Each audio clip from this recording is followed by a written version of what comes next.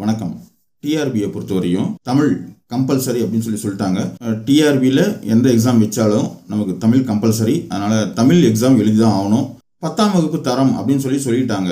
So நம்ம 10th standard புக்கை நல்லா தரவாக படிச்சிட்டோம்னா போதும். ஏன்னா அவங்க தமிழ் சிலபஸ் கொடுத்துருக்கிறது 10th ஸ்டாண்டர்ட் சிலபஸ் தான் கொடுத்துருக்காங்க. அதனால் முடிஞ்ச வரைக்கும் நம்ம 10th ஸ்டாண்டர்ட் புக்கை ஃபுல்லாக நம்ம படிச்சிட்டோம் அப்படின்னா தேர்ச்சி பெற்றுடலாம் தமிழில். ஏன்னா தமிழ் மார்க் ஒன்றும் எடுக்கணும்னு அவசியம் கிடையாது. தமிழில் குறைந்தபட்ச மதிப்பெண் எடுத்து தேர்ச்சி பெற்றால் போதும். 10ஆம் வகுப்பு தமிழில் ஒவ்வொன்றா நம்ம லைனாக பார்க்கலாம். அதனால் டிஆர்பி பிஜி டிஆர்பி, பிடி டிஆர்பி, பிஇஓ அல்லது எந்த டிஆர்பியில் எந்த எக்ஸாம் வச்சாலும் சரி தமிழ் கம்பல்சரி. அதனால் நம்ம தமிழ் குறைந்தபட்ச தேர்ச்சி பெறத்துக்கு நம்ம படித்தே தீரணும். 10th ஸ்டாண்டர்ட் புக்கை லைன் பை லைனாக நம்ம பார்த்துடலாம். அதில் கொஸ்டின் எப்படி கேட்பாங்க அப்படின்றதையும் நம்ம பார்த்துடலாம். 10th ஸ்டாண்டர்ட் புக்கு இயல் 1 பார்த்தீங்கன்னாக்க மொழி அப்படின்னு சொல்லி கொடுத்து அமுத ஊற்று அப்படின்னு சொல்லி ஒன்று கொடுத்துருக்காங்க. பக்கமே பார்த்தீங்கன்னா தமிழ் எழுத்துக்களில் ஊர் பெயர்கள் பொறிக்கப்பட்ட பண்டைய காசுகள் அப்படின்னு சொல்லி கொடுத்துருக்காங்க. பண்டைய காலத்து காசுகளில் பார்த்தீங்க அப்படின்னா, அதாவது ரூபா காசில் வெள்ளி காசு, தங்க காசு அப்படின்னு சொல்கிறோம் இல்லைங்களா, அதில் பார்த்தீங்கன்னாக்க ஊர் பெயர்களை பொறிச்சிருக்கிறாங்க. தமிழ்லேயே மதுரை அப்படின்னு சொல்லி பொறிச்சிருக்காங்க. அது நம்ம கொடுத்துருக்குறாங்க. நீங்கள் பாருங்கள், 10th ஸ்டாண்டர்ட் புக்கு இருந்தால் எடுத்து ஒரு முறை பாருங்கள். டிஆர்பி சிலபஸில் பார்த்தீங்கன்னா கற்றல் நோக்கங்கள்னு சொல்லிட்டு தமிழ் மொழியினுடைய செழுமை, அதனுடைய ஆற்றல், அதில் உரையாற்றுதல், அந்த மொழியில் உள்ள வகைப்படுத்தப்பட்ட சொல் வளங்களை சொற்களின் வாயிலாக பேச்சிலும் எழுத்திலும் இடம் அறிந்து எந்த இடத்துல எப்படி கையாளணும் அப்படின்றது, ஒரே நடையில் இருக்கக்கூடிய அணிகலன்களை உள்வாங்கிக்கிட்டு அந்த தொடர்களை உருவாக்கி வெளிப்படுத்துறது, மொழி பார்த்திங்கன்னா தனித்தும் தொடர்ந்தும் பொருள் தரும் நுட்பத்தை அறிஞ்சு பயன்படுத்துறது, சொல்லாக்க விதிமுறைகளை அறிஞ்சு புதிய சொல்லை உருவாக்குறது. ஸோ இந்த மாதிரிலாம் கொடுத்துருக்குறாங்க. ஃபஸ்ட்டு மொழி கா அப்படின்னு சொல்லிட்டு கவிதை பேழை அன்னை மொழியே பாவலேறு பெருஞ்சித்திரனார் அவரோட அந்த தமிழ் கடவுள் வாழ்த்து மாதிரி கொடுத்துருக்குறாங்க.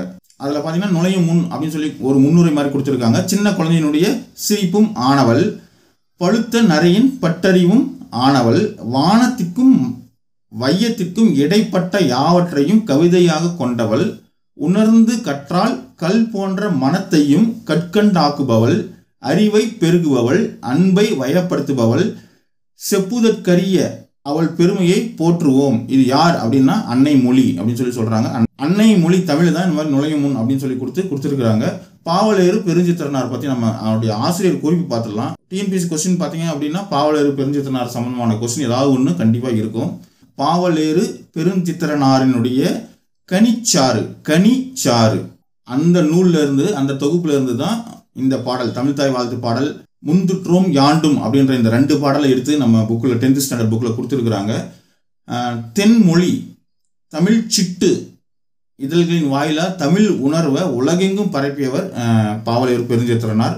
இந்த கொஸ்டின் அப்படியே கேட்டிருக்காங்க. தென்மொழி தமிழ் சிட்டு, தென்மொழி தமிழ் சிட்டு இதழ்களின் வாயிலாக தமிழ் மொழியை பரப்பியவர் யார்? பாவலேறு பெருஞ்சித்திரனார். ஞாபகம் வச்சுக்கோங்க, பாவலேறு பெருஞ்சித்திரனார் தென்மொழி தமிழ் சிட்டு அப்படின்ற அந்த இதழ்கள் மூலமா தமிழ் உணர்வை உலகெங்கும் பரப்பியவர். இவருடைய இயற்பெயர் நிறைய முறை கேட்ட கொஸ்டின். ஒரு பக்கம் இயற்பெயர் கொடுத்துருவாங்க, ஒரு பக்கம் அவங்களோட பெயர் கொடுத்துருவாங்க. நம்ம பொருத்தணும். பாவலேறு பெருஞ்சித்திரனாருடைய இயற்பெயர் பார்த்தீங்கன்னா துரை மாணிக்கம். பாவலேறு பெருஞ்சித்திரனாருடைய இயற்பெயர் துரை மாணிக்கம். ஒரு நோட்டு போட்டு சொல்றதெல்லாம் அப்படியே எழுதிட்டே வாங்க. சும்மா ஹிண்ட்ஸ் மாதிரி உங்களுக்கு என்ன தோணுதோ அதை. இயல் 1 மொழி பாவலேறு பெருஞ்சித்திரனார் கனிச்சாறு நூல்ல இருந்து எடுத்திருக்காங்க. இவர் எழுதிய நூல் தென்மொழி தமிழ் சிட்டு. பாவலேறு என அழைக்கப்படுபவர் யார்? பெருஞ்சித்திரனார். தென்மொழி தமிழ் சிட்டு இதழ்களின் வாயிலாக தமிழ் உணர்வை உலகெங்கும் பரப்பியவர் யார்? பாவலேறு பெருஞ்சித்திரனார். இயற்பெயர் துரை மாணிக்கம். ஸோ இப்போ சொன்னது எல்லாமே அப்படி நீங்கள் லைனாக எழுதி தந்தீங்கன்னா எந்த கொஸ்டின் கேட்டாலும் நீங்கள் ஆன்சர் பண்ணிடலாம். தமிழ் கம்பல்சரி அப்படின்றது நமக்கு தேர்ச்சி பெற்றா போதும். அதனால தமிழ் 10th ஸ்டாண்டர்ட் புக்கு ஃபுல்லாக நம்ம ஒரு முறை படிச்சிட்டோம் அப்படின்னா எளிமையாக கொஸ்டின் அட்டன் பண்ணிட்டு நம்ம ஈஸியாக தேர்ச்சி பெற்றுடலாம். டிஆர்பியை பொறுத்தவரைக்கும் தமிழ் கம்பல்சரியில் தேர்ச்சி பெற்றீங்கன்னாவே நம்ம தேர்ச்சி பெறத்துக்கு பாதி கிணறு தாண்டின மாதிரி, அது பார்த்துக்கோங்க. அடுத்தது இவர் உலகியல் 100 நல்லா கரெக்டாக எழுதிட்டு வாங்க. உலகியல் 100 பாவிய கொத்து, நூறாசிரியம், கனிச்சாறு, என் சுவை 80, மகபு குவஞ்சி, பள்ளி பறவைகள், இதெல்லாம் இவர் எழுதின நூல். கொஞ்சம் மனப்பாடம் பண்ணுறது சிரமமாக தான் இருக்கும். நீங்கள் இப்போ சொன்னது அப்படியே லைனாக எழுதியே வந்துட்டு ஏதாவது லிங்க் பண்ணி மனப்பாடம் பண்ணிக்கோங்க. இன்னொரு முறை சொல்கிறேன் பாருங்கள். உலகியல் 100 ஃபஸ்ட்டு பாவலேறு பெருஞ்சித்திரனார் உலகியல் அப்படின்னு ஞாபகம் வச்சுக்கோங்க. உலகியல் 100 பாவிய கொத்து பாவிய கொத்து, நூறாசிரியம், கனிச்சாறு, என் சுவை, கனிசாறு என் சுவை என்பது, மகபுகு வஞ்சி, பள்ளி பறவைகள். இதெல்லாம் பாவலர் பெருஞ்சித்திரனார் எழுதின நூல்கள். பெரும்பாலும் இதில் கேட்கறது பார்த்தீங்கன்னாக்க அவரோட இயற்பெயர் என்னன்னு சொல்லி கேட்பாங்க. பாவல ரேரு என அழைக்கப்படுபவர் யார் அப்படின்னு சொல்லி கேட்பாங்க. இதுதான் பெரும்பாலும் கேட்கக்கூடிய கொஸ்டின். அப்புறம் தென்மொழி தமிழ் சிட்டு இதழின் வாயிலாக தமிழினோட உலகெங்கும் பரப்பியவர் யாருன்னு சொல்லி கேட்பாங்க. பாவலர் ரேரு பெருஞ்சித்திரனார். துரை மாணிக்கம் என அழைக்கப்படுபவர் யார்? பாவலர் பெருஞ்சித்திரனார். இவர் பார்த்தீங்கன்னா திருக்குறளுக்கு மெய்ப்பொருளுரை எழுதியிருக்கிறாரு. ஸோ இது திருக்குறள் மெய்ப்பொருளுரை பார்த்தீங்கன்னா தமிழுக்கு கருவூலமாய் அமைந்துள்ளது அப்படின்னு சொல்லி சொல்கிறாங்க. ஸோ பாவல ரேரு பெருஞ்சித்திரனுடைய தமிழுக்கு கருவூலமாய் அமைந்துள்ள நூல் எது அப்படின்னு சொல்லி கேட்பாங்க. திருக்குறள் மெய்ப்பொருளுரை. மனப்பாடம் பண்ணிக்கோங்க, நல்லா சூப்பராக இருக்குது. திருக்குறள் மெய்ப்பொருளுரை பாவல ரேரு பெருஞ்சித்திரனுடைய நூல் தமிழுக்கு கருவூலமாய் அமைஞ்சிருக்குது. ஸோ இவருடைய நூல்கள் எல்லாமே பார்த்தீங்கன்னா நாட்டுரிமை ஆக்கியிருக்காங்க. யார் வேணால் பயன்படுத்திக்கலாம். இவருடைய நூல் ஏற்கனவே சொன்ன மாதிரி உலகியல் 100, பாவிய கொத்து, நூறாசிரியம், கனிச்சாறு, என் சுவை என்பது, மக புத வஞ்சி, பள்ளி பறவைகள் இவரோட நூல்கள். நமக்கு கொடுத்துருக்கக்கூடிய இந்த பாடம் அதையும் ஒரு முறை பார்த்துலாம். அந்த பாடலுடைய பொருளையும் ஒரு முறை நம்ம பார்த்துடலாம்.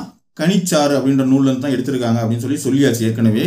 அந்த பாடல் நமக்கு தேவையில்ல, பாடலுடைய பொருள் நமக்கு தேவை. ஏன்னா அந்த பாடலுடைய பொருள் என்ன அப்படின்னு நம்ம தெரிஞ்சுக்கிறது நல்லது. ஏன்னா அன்னை தமிழ் அவர் எப்படி உருவகப்படுத்தியிருக்கிறாரு, எப்படிலாம் சொல்லியிருக்கிறாரு, எப்படி புகழ்ந்திருக்கிறாரு அப்படின்றத நம்ம தெரிஞ்சுக்கணும் இல்லைங்களா. அதில் என்ன கொடுத்துருக்காங்க அப்படின்னா, அன்னை மொழியே, அழகு நிறைந்த செந்தமிழே, பழமைக்கும் பழமையாய் தோன்றிய நறுங்கனியே, கடல் கொண்ட குமரி கண்டத்தில் நிலைத்து அரசாண்ட மண்ணுலக பேரரசே, பாண்டிய மன்னனின் மகளே. ஸோ பாண்டிய மன்னனுடைய மகளாக தமிழை சொல்லியிருக்கிறாரு. அதெல்லாம் பார்த்துக்கோங்க, கேட்பாங்க.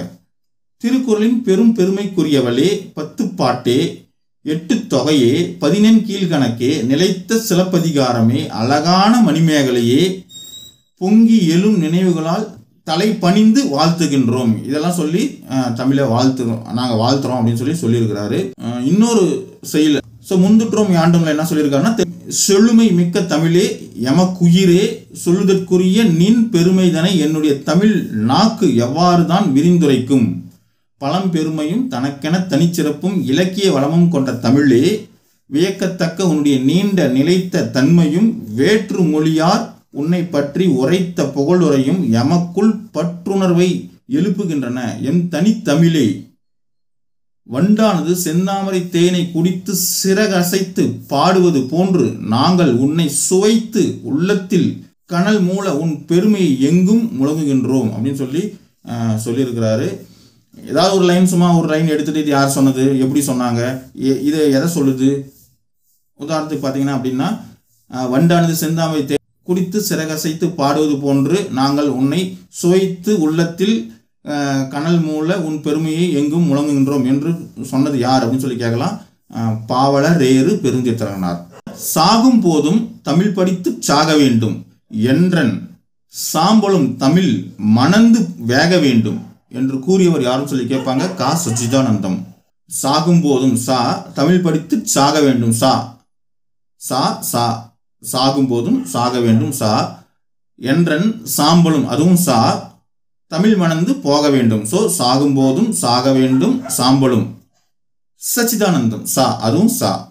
ஸோ இது பார்த்து அது எல்லாமே பெரிய சா, இது குரில் சா. சச்சிதானந்தம், கா சச்சிதானந்தம் இந்த வரியை சொன்னது. இது நிறைய முறை டிஎன்பிசியில் கேட்டிருக்காங்க. கா சச்சிதானந்தம் நிறைய முறை டிஎன்பிசியில் கேட்டுங்கிறாங்க. அப்படின்னாவே பார்த்தீங்கன்னாவே டிஎன்பிசி கொஸ்டின் ஒரு 10-15 வருஷம் கொஸ்டின் நீங்கள் எடுத்தீங்கன்னா ஏதாவது ஒரு இடத்துல இந்த கொஸ்டின் இருக்கும்.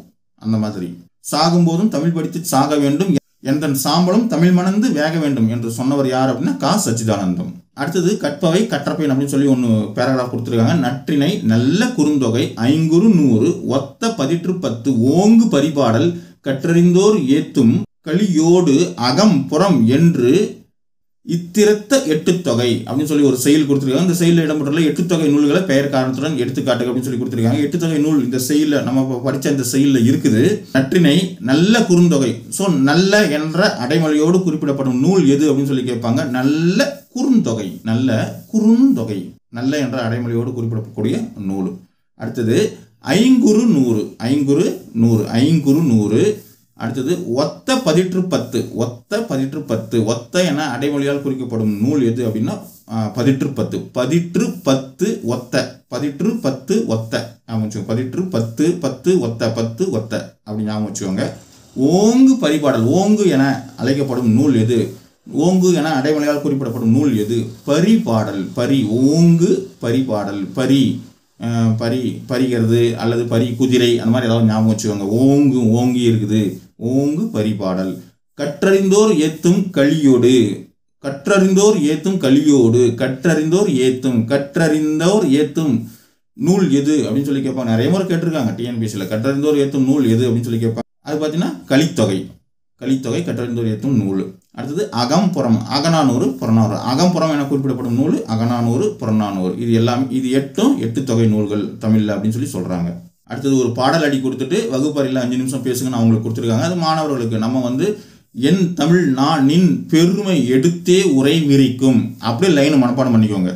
என் தமிழ் நான் நின் பெருமை எடுத்தே உரை விரிக்கும். இதை வந்து ஒழுங்குபடுத்து, வரிசையை மாற்றி எழுது அப்படின்னு சொல்லி மாற்றி மாற்றி கொடுத்துருவாங்க. வரிசையாக இருக்கக்கூடிய சென்டென்ஸை தேர்ந்தெடுங்க அல்லது சந்திப்பிழையற்ற சொற்றொடரை தேர்ந்தெடுக்குங்க, அந்த மாதிரி ஏதாவது கொடுத்துருவாங்க. இதை அப்படியே லைனாக மனப்பாடம் பண்ணிக்கோங்க. என் தமிழ் நான் நின் பெருமை எடுத்தே உரை விரிக்கும். நான் ஏற்கனவே சொன்ன மாதிரி ஒரு நோட்டு போட்டு லைனாக எழுதிட்டு வாங்க. எழுதிட்டு வந்தீங்கன்னா தான் புரியும். எழுதிட்டு இன்னொரு முறை படிங்க. அடுத்தது இந்த பாடத்தில் மல்டிபிள் சாய்ஸ் கொஸ்டின் கொடுக்குறேன் நான். இந்த வீடியோவை நீங்கள் ஒரு முறை ஃபுல்லாக நல்லா பார்த்துட்டு நோட்ஸ் எடுத்துகிட்டு ஒரு முறை வீட்டில் ரெண்டு முறை 3 முறை நல்லா பார்த்துட்டு அப்புறம் மல்டிபிள் சாய்ஸ் கொஸ்டின் கொடுக்குறேன் அடுத்த வீடியோவில். அதை நீங்கள் அட்டன் பண்ணுங்கள். அதில் நீங்கள் எத்தனை மார்க் எடுக்கிறீங்கன்றதை பாருங்கள், அதை கமெண்டில் போடுங்க அப்புறம். சரிங்களா? இவ்வளோ தாங்க அன்னை மொழியே அப்படின்றதில். ஸோ இயல் 1ல் நம்ம டிஆர்பியில் கொடுத்துருக்கக்கூடிய அந்த செய்யுள், தமிழ் மொழியின் சிறப்பை உணர்த்தும் கவிதைகள், அதை தான் நம்ம இப்போ பார்த்தோம். பாவலர் ஏறு பெருந்தேசனார் எழுதிய கனிச்சாறு அப்படின்ற நூல்லேருந்து எடுத்தாளப்பட்டது. நெக்ஸ்ட் வீடியோவில் மல்டிபிள் சாய்ஸ் கொஸ்டின் கொடுக்குறேன். நீங்கள் இந்த நோட்ஸை நல்லா நீங்கள் இப்போ நோட்ஸ் எழுதியிருந்தீங்கன்னா நல்லா மனப்பாடம் பண்ணி வச்சுக்கோங்க. மல்டிபிள் சாய்ஸ் கொஸ்டினில் எத்தனை கொஸ்டின் நீங்கள் அட்டன் பண்ணுறீங்கன்னு பார்க்கலாம், எத்தனை கொஸ்டின் ரைட் ஆகுதுன்னு பார்க்கலாம். அரசு வேலை பெறுவதை நமது லட்சியம், அதை அடைந்தே தீர்வோம். நன்றி.